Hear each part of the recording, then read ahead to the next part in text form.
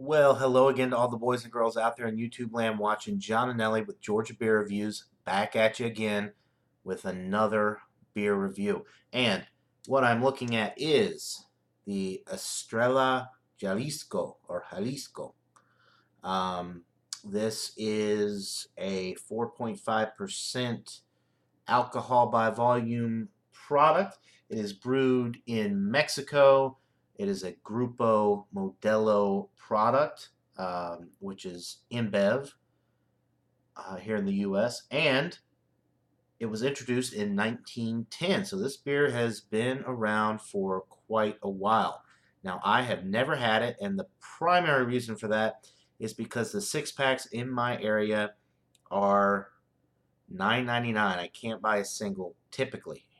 But I was at the Asian market the other day, Super H Mart, and I saw this single 24-ounce can with a aluminum foil wrapping over the top of the can. Never really seen that before with the beer. Kind of interesting. Um, so I picked it up. It was $2.99 for a 24-ounce can. All right. So I'm going to peel this off. Oh, it just comes right off. I thought that was going to be a nuisance, but it was not. Came right off. No glue or anything like that. I thought it was glued on there, but it was just kind of laid over the top. All right, good deal. All right, let's get into it.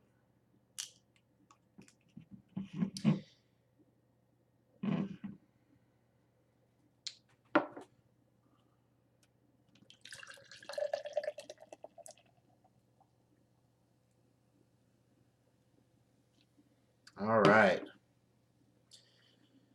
Nice streaming bubbles going up the glass initially. It kind of settling down. 2 to 2.5 finger, foamy, white head, golden appearance to the beer. Looks like a good lager beer. On the aroma, you're picking up on the barley malt.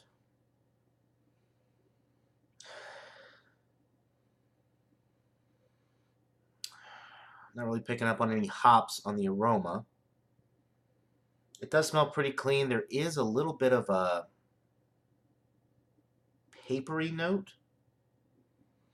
Another strange thing is the head is becoming more aerated and kind of strange looking. Something to take note of. It doesn't smell bad, the beer. It smells pretty good. Barley malt forward. The papery note is kind of, maybe it's not papery, maybe it's just from the barley malt, but it's a little bit different than other Mexican style lagers that I've had.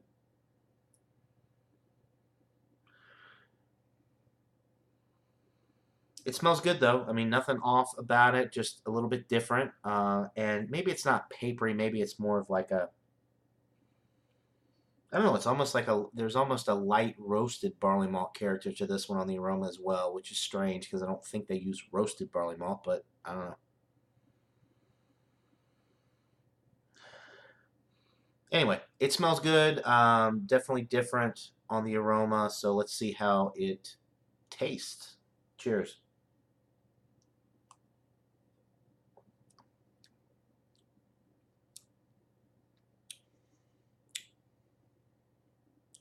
Okay, um, you're getting that barley malt up front, nice breadiness in the middle of the sip, good white bread crust quality to it.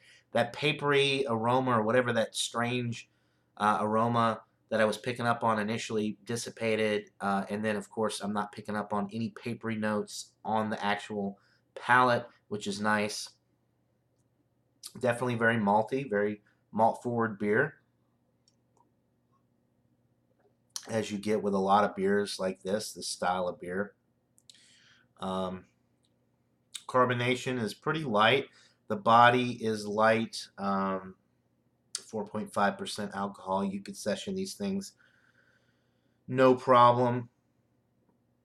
Very, very enjoyable beer. How does it stack up against other Mexican lagers? Corona, Modelo, um, Corona Familiar, which is a different recipe, although it's pretty close to the Corona Extra. 0.2% difference in alcohol, pretty much the same flavor profile. Um, let's see, Sol. They're all good. I mean, Sol might be on the bottom end as far as the quality, although it's still an enjoyable beer. The Estrella Jalisco or Jalisco. I'm not Mexican, so I do not know how to say it properly. And I apologize for the terrible Mexican accent. Um, I mean, it's up there. It's just as good as the other ones I've had. It's a little different, but you know, if you're a craft beer drinker and you're drinking all these really strong beers and then you try a bunch of beers like this, you might not be able to tell a difference. I don't know if you're not used to this type of thing, but I've been drinking these types of beers for so long, and I can pick up on the little subtle nuances between, you know, beer to beer within a certain style. And this one does have a little bit different character to it, although it does fall into that Mexican lager category. It is definitely, um, if you've had Corona or Sol or any Mexican or Modelo or any Mexican lager, standard Mexican um, adjunct lager, then this one is going to be about the same. It's a little bit different, but it's definitely enjoyable. I'm not too happy about the price point in general for this one. I think it's a little high. I can get other beers cheaper. I mean, heck, I could buy a 24-ounce can of Corona for less than $2.99. And the six packs are $8.99 versus $9.99 for the Estrella Jalisco. So I think as far as the value is concerned, it's not as good of a value. It's not really better than any of those beers either. So I wouldn't necessarily recommend it over any other Mexican style lagers that I've had. Um, but it's still excellent for a Mexican lager. Since 1910, they know what they're doing with the stuff. It's very popular. You know, I've been seeing it a lot. These big signs. I've been watching a lot of baseball lately. A lot of baseball stadium or one or two baseball stadiums at least that I've seen in the last month or two have these big Estrella Jalisco advertisement, these big billboards in the back of the stadium advertising this beer. So I guess it's doing pretty well, and marketing seems to be pretty good for it. Um, and it is pretty much everywhere. I've never had it up until this point because there's so many other Mexican style lagers that are cheaper that I've bought instead of this, and I've only recently been able to find it in a single can like this. So I just never splurged for it, picked it up in the past, but it is enjoyable. It is excellent. It's crisp, clean, dry finish, super refreshing beer.